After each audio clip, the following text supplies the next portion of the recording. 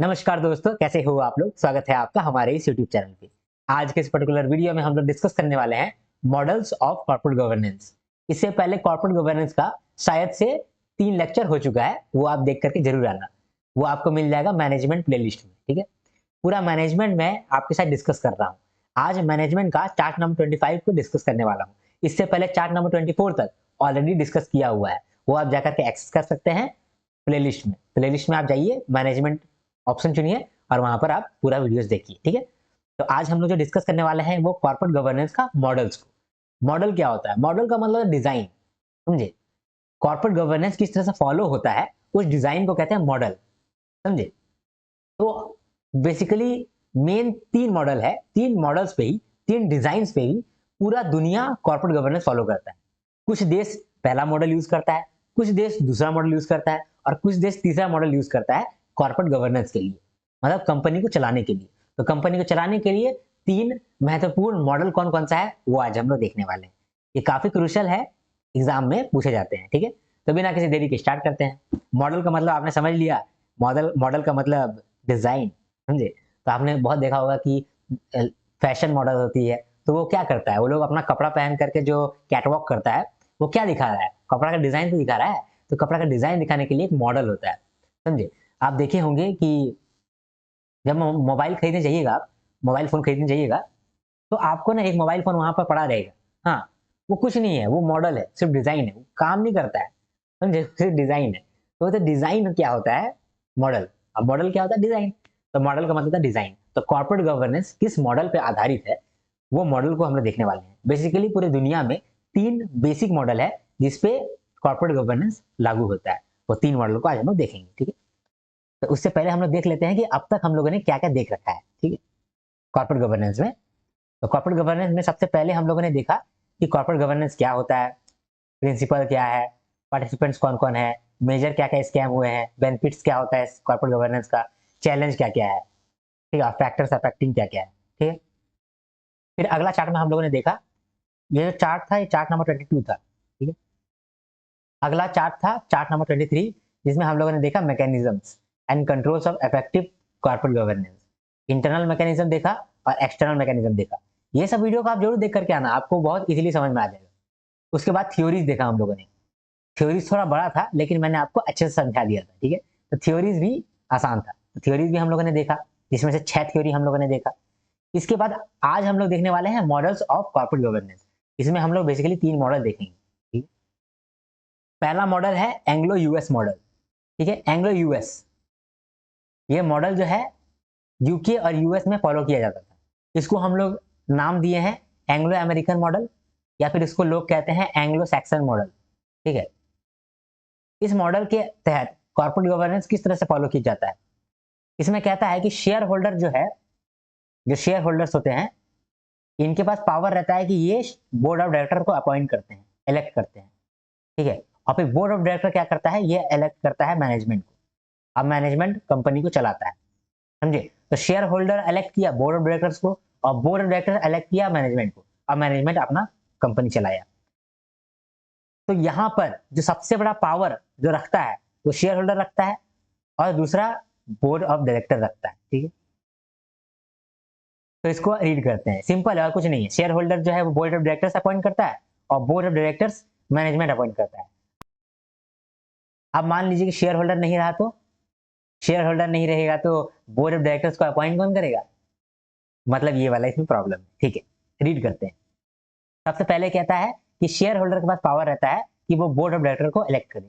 Share holders has the power to elect board of directors and board of directors has the power to appoint managers and managers are professional and have negligible stake.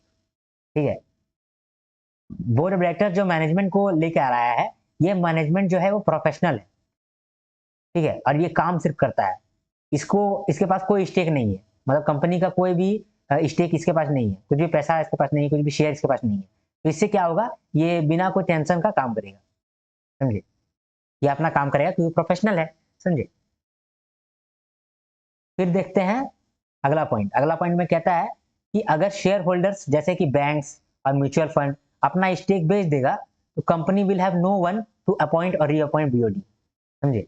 बोलता है कि देखिए, इस theory के हिसाब से इस model के हिसाब से शेयर होल्डर जो होता है वही बोर्ड ऑफ डायरेक्टर्स को अपॉइंट करता है, board of director he management को अपॉइंट करता है।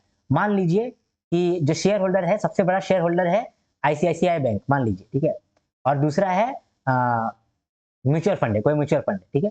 मान लीजिए कि देख रहा है आईसीआईसीआई बैंक और म्यूचुअल फंड बैंक कि ये कंपनी तो यार उतना अच्छा ग्रो नहीं कर रहा है, तो ये क्या किया, अपना शेयर बेच दिया, अपना शेयर ये बेच दिया मार्केट में, तो इसका जो है कोई मेजर शेयर होल्डर बचा नहीं, कोई बड़ा मेजर शेयर होल्डर तो बचा नहीं। तो मेजर शेयर होल्डर जब बचेगा ही नहीं तो बोर्ड ऑफ डायरेक्टर कौन इलेक्ट करेगा, तब कोई भी इलेक्ट नहीं कर सकता है। ये तो दिक्कत वाला बात पड़ गया, ये लावारिस बन जाएगा, कंपनी लावारिस बन जाएगा। इस तरह का मॉडल में ना डिस्क्लोजर बहुत जरूरी होता है, क्योंकि मालिक जो है ना वो शेयर होल्डर है, शेयर होल्डर मालिक है, तो शेयर होल्डर को सब चीज तो मालूम होना चाहिए कि कंपनी में क्या हो रहा है क्या नहीं हो रहा है। तो डिस्क्लोजर यहाँ पर बहुत मैटर करता है। डिस्क्लोजर जो होता है वो कॉम्प्रिहेंसिव होना चाहिए और rules of insider trading are tight. समझे। अब चूंकि शेयर होल्डर ही मालिक है, तो यहां पर क्या हो सकता है कि कुछ शेयर होल्डर देख सकता है कि यार देखो मेरा जो कंपनी है ना वो अभी डाउनफॉल जा रहा है, तो वो क्या करेगा, शॉर्ट सेलिंग करने लगेगा, शॉर्ट सेलिंग करके प्रॉफिट कमाने लगेगा। समझे। तो ये सब नहीं करना है, इनसाइडर ट्रेडिंग नहीं करना है। इसके लिए डिस्क्लोजर जो है वो कॉम्प्रिहेंसिव आता है और इनसाइडर ट्रेडिंग के लिए रूल्स जो है वो ज्यादा स्ट्रिक्ट हो जाता है। ठीक है। इसमें स्मॉल शेयर होल्डर जो है वो प्रोटेक्टेड रहता है, लेकिन लार्ज शेयर होल्डर को कॉर्पोरेट गवर्नेंस में एक्टिव रोल प्ले करना पड़ता है। जैसे कि देखिए यहाँ पर मेजर रोल, जैसे मेजर बैंक कौन सा था, आईसीआईसीआई बैंक, ये सब मेजर शेयर होल्डर था, इसके लिए इसको बोर्ड ऑफ डायरेक्टर को अपॉइंट करना था। अदरवाइज मान लीजिए कि हम और आप रहते शेयर होल्डर, तो हम लोग घंटा अपॉइंट करते बोर्ड ऑफ डायरेक्टर्स को, बोर्ड ऑफ डायरेक्टर्स को अपॉइंट करने के लिए हम लोग पास ताकत है ही नहीं। समझे। तो जो बड़ा बड़ा शेयर होल्डर है उन लोग पे प्रेशर था, छोटा शेयर होल्डर एकदम मस्त रहता था। समझे। तो इस तरह का जो मॉडल है इसको हम लोग कहते हैं यूके यूएस मॉडल या एंग्लो यूएस मॉडल। ठीक है। यही मॉडल जो है ना इंडिया में ही फॉलो किया जाता है, इसीलिए ये मॉडल बहुत जरूरी हो जाता है, बहुत इंपॉर्टेंट रहता है। इससे आपका सवाल पूछा जाता है कि एग्जाम में अगर आपसे पूछ लिया जाए कि इंडिया में कौन सा मॉडल यूज होता है, तो आपको क्या बोलना पड़ेगा, एंग्लो यूएस मॉडल यूज होता है। ठीक है। वापस इसको हम लोग एंग्लो यूएस को देखते हैं। एंग्लो यूएस में क्या कहता है, एंग्लो यूएस में कहता है कि शेयर होल्डर जो है उसके पास पावर है कि वो बोर्ड ऑफ डायरेक्टर को चुने, और बोर्ड ऑफ डायरेक्टर के पास पावर है कि वो मैनेजमेंट चुने, और मैनेजमेंट जो चुनता है वो प्रोफेशनल रहता है और उसके पास कोई भी स्टेक नहीं रहता है, कोई भी शेयर नहीं रहता है। उससे क्या होता है कि ये अच्छे से काम कर पाता है, प्रोफेशनली काम कर पाता है। लेकिन इसमें प्रॉब्लम कहाँ अराइज होता है, प्रॉब्लम तब अराइज होता है जब बड़ा बड़ा शेयर होल्डर जैसे इंस्टीट्यूशनल इन्वेस्टर अपना शेयर बेच देता है, तो कंपनी जो है लावारिस हो जाता है। कंपनी लावारिस हो जाता है, उसका रीजन ये है कि छोटा छोटा जो शेयर होल्डर है वो थोड़े बोर्ड ऑफ डायरेक्टर्स को जाकर के अपॉइंट करेगा या री अपॉइंट करेगा। इसीलिए जब बड़ा बड़ा शेयर होल्डर अपना शेयर बेच देता है तब ये मॉडल जो है थोड़ा सा गड़बड़ पड़ जाता है। ठीक है। उसके बाद इस तरह का मॉडल जिसमें शेयर होल्डर मालिक है, शेयर होल्डर ही सब कुछ है, तो शेयर होल्डर अगर मालिक है, यही बोर्ड ऑफ डायरेक्टर को चुनता है, तो शेयर होल्डर को तो पूरा इंफॉर्मेशन मालूम होना चाहिए किसी भी कंपनी का। तो पूरा इंफॉर्मेशन कैसे मालूम होगा, वो इंफॉर्मेशन मांगेगा, यानी कि डिस्क्लोजर मांगेगा। तो इस तरह का मॉडल में कंपनी को ज्यादा डिस्क्लोजर देना पड़ता है, ज्यादा चीज बताना पड़ता है। तो यहाँ पर डिस्क्लोजर जो है वो कॉम्प्रिहेंसिव होता है और रूल्स स्ट्रिक्ट रहता है इनसाइडर ट्रेडिंग को लेकर के। ठीक है। ये मॉडल 1 टियर है क्योंकि यहाँ पर कंपनी को कंट्रोल करने के लिए सिर्फ बीओडी है। समझे। अब हम लोग देखते हैं जर्मन मॉडल। ठीक है। जर्मन मॉडल में क्या है, देखिए जर्मन मॉडल को हम लोग यूरोपियन मॉडल भी कहते हैं। ठीक है। यहाँ पर दो बोर्ड होता है, जैसे एंग्लो यूएस में एक ही बोर्ड था ना, एक ही बोर्ड ऑफ डायरेक्टर्स था, यहाँ पर दो बोर्ड होता है और यहाँ पर इंप्लॉय लोग को भी मालिक माना जाता है। इससे पहले वाला मॉडल में क्या था, शेयर होल्डर ही मालिक था, लेकिन यहाँ पर शेयर होल्डर भी मालिक है और इंप्लॉय भी मालिक है। इंप्लॉय भी सुपरवाइजरी बोर्ड का मेंबर को सिलेक्ट करता है और शेयर होल्डर भी सुपरवाइजरी बोर्ड का मेंबर को सिलेक्ट करता है, और सुपरवाइजरी बोर्ड का जो मेंबर सिलेक्ट हो जाता है फिर ये लोग मिलकर के बोर्ड ऑफ डायरेक्टर्स को चुनता है। समझे। और फिर इसको मॉनिटर भी करता है। मतलब अगर देखा जाए तो शेयर होल्डर और जो एम्प्लॉय है ये कहीं ना कहीं मालिक हो गया, तो ये लोग पहले सुपरवाइजरी बोर्ड बनाया, सुपरवाइजरी बोर्ड का मेंबर इलेक्ट किया, और सुपरवाइजरी बोर्ड क्या किया, बोर्ड ऑफ डायरेक्टर्स को इलेक्ट किया। अब बोर्ड ऑफ डायरेक्टर्स काम करेगा। तो यहाँ देखिए दो को बोर्ड हो गया, एगो बोर्ड सुपरवाइजरी बोर्ड और एगो बोर्ड बोर्ड ऑफ डायरेक्टर्स, इसीलिए दो बोर्ड है, इसीलिए इसको टू टायर कहते हैं। ठीक है, इस मॉडल में जो बात याद रखने का है वो ये बात है कि इसमें एम्प्लॉय को भी मालिक माना जाता है, और इसमें कॉर्पोरेट गवर्नेंस दो बोर्ड के द्वारा होता है, एक सुपरवाइजरी बोर्ड और दूसरा बोर्ड ऑफ डायरेक्टर्स। समझे, सुपरवाइजरी बोर्ड को कौन इलेक्ट करता है? शेयर होल्डर और एम्प्लॉय। एम्प्लॉय कभी कभी 1/3 मेंबर इलेक्ट कर देता है, कभी 1/2 यानी कि हाफ। समझे, इस तरह का मॉडल को हम लोग यूरोपियन मॉडल भी कहते हैं। इसको याद करने का ट्रिक है जर्मैन जर्मैन जर्मैन, मतलब मैन को ताकत दो, एम्प्लॉय को ताकत दो, एम्प्लॉय को ताकत दो, मैन को ताकत दो। समझे, अब है जापानीज मॉडल। जापानीज मॉडल में क्या है देखिए, जापानीज मॉडल, जापानीज मॉडल में क्या है देखिए, जापानीज, जापानीज, जा पेन लेकर के आ, जा पेन लेकर के आ, बैंक वाला सबसे ज्यादा बोलता है ऐसे, जाओ पैन कार्ड लेकर के आओ, जाओ पैन कार्ड लेकर के आओ। तो यहाँ पर क्या है, इस तरह का जापानीज कंपनीज, तो यहाँ, तो अगर इस मॉडल को देखें तो जापान का कंपनी जो सब है ना, जापान का जो कंपनी है वो सबसे ज्यादा पैसा जो उठाता है ना, वो उठाता है वो लोग बैंक से या एफआई से। तो सिंस बैंक और एफआई का सबसे ज्यादा पैसा इसमें लगा हुआ है किसी भी कंपनी में, तो किसी भी कंपनी को डूबने में सबसे ज्यादा परेशानी किसको होगा? बैंक या एफआई को। तो इसीलिए बैंक या फिर फाइनेंशियल इंस्टीट्यूशन क्या करता है, ये लोग बोलता है कि देखो बोर्ड ऑफ डायरेक्टर चुनने में हम लोग भी आएंगे, बोर्ड ऑफ डायरेक्टर हम लोग भी चुनेंगे, ताकि कंपनी अच्छा से ग्रो हो और हम लोग का पैसा ना डूबे। समझे, इसीलिए बोर्ड ऑफ डायरेक्टर कौन अपॉइंट करता है? मेजर मेजर जो बैंक हो और एफआई है, यानी कि फाइनेंशियल इंस्टीट्यूशन है। तो कहता है कि Japanese companies majorly raise capital from banking and financial institution, and that's why banking and financial institution participates in corporate governance. ठीक है, मेन बैंक्स और शेयर होल्डर मिलकर के अपॉइंट करता है बोर्ड ऑफ डायरेक्टर को और प्रेसिडेंट को, और ये लोग मैनेजमेंट चलाता है। समझे, तो यहां पर भी 2 टियर हो गया। रीजन क्या है? दो तरह का बोर्ड हो गया ना, एक ये बोर्ड हो गया, सुपरवाइजरी बोर्ड कह सकते हैं इसको। समझे, जहां पर मेन बैंक और शेयर होल्डर मिलकर के आया है, और दूसरा है बोर्ड ऑफ डायरेक्टर्स और प्रेसिडेंट। तो यहां पर भी 2 टियर हो गया। ठीक, तो आशा है कि आपको ये 3 मॉडल समझ में आया हो। एक बार समराइज करते हैं। ठीक,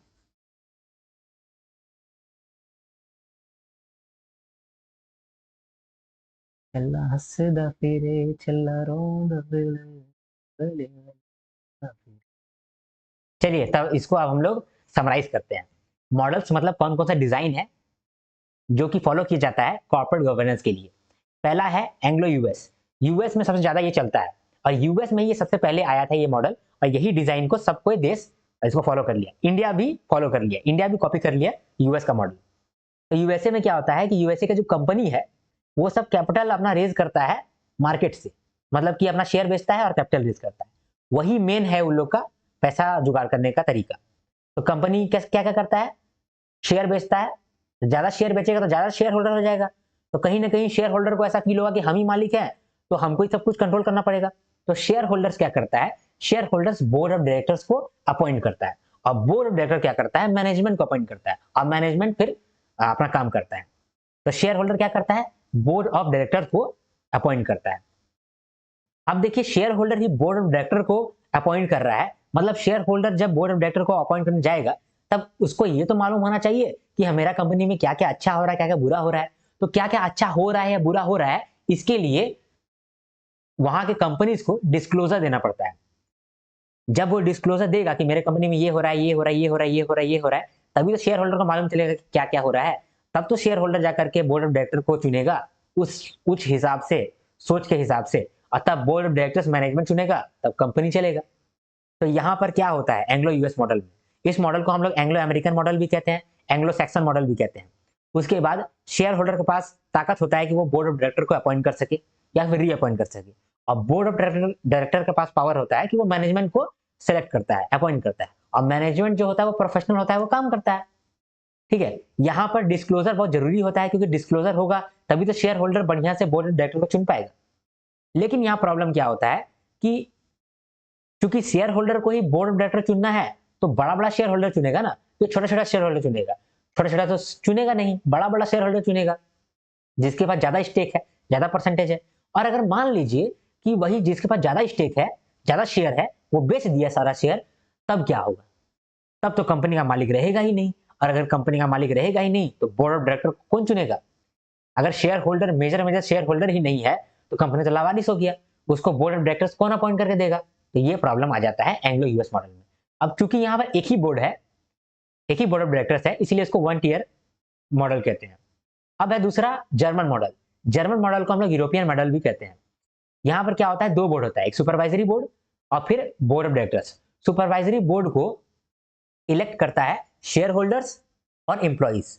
अब देखिए, जितना शेयर होल्डर्स का पावर था उतना एम्प्लॉइज का भी पावर हो गया है, इसलिए एम्प्लॉइज को भी हम लोग यहाँ पर मालिक समझते हैं, उसको भी हम लोग ज्यादा पावर देते हैं। तो एम्प्लॉई और शेयर होल्डर दोनों मिल करके सुपरवाइजरी बोर्ड बनाता है, मतलब सुपरवाइजरी बोर्ड का मेंबर को इलेक्ट करता है। अब सुपरवाइजरी बोर्ड का जो मेंबर है ये लोग इलेक्ट करता है बोर्ड ऑफ डायरेक्टर्स को, समझे? तो यहाँ पर दो बोर्ड हो गया, सुपरवाइजरी बोर्ड हो गया और बोर्ड ऑफ डायरेक्टर हो गया। तो यहाँ दो बोर्ड हो गया, इसीलिए इसको बोलते हैं टू टीयर मॉडल, ठीक है। अब है जापानीज मॉडल। देखिए, जर्मन मॉडल को आप कैसे याद कर सकते हैं? जर्मैन, जर्मैन मतलब मैन, मतलब इंप्लॉय को भी यहाँ पर हम लोग ओनरशिप मानते हैं, इंप्लॉय के पास भी पावर है, समझे?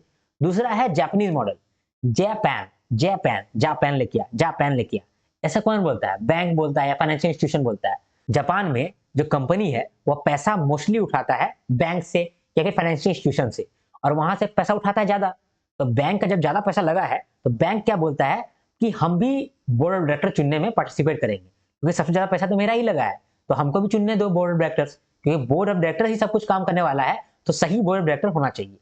तो बैंक क्या करता है, अपना शेयर होल्डर के साथ मिल जाता है, मेन बैंक और शेयर होल्डर मिल करके अपॉइंट करता है बोर्ड ऑफ डायरेक्टर्स को और प्रेसिडेंट को, जो कि आगे मैनेजमेंट देखता है, समझे? तो यहाँ पर भी दो बोर्ड हो गया, मेन बैंक्स और शेयर होल्डर का एक ग्रुप और दूसरा ग्रुप बोर्ड ऑफ डायरेक्टर्स का।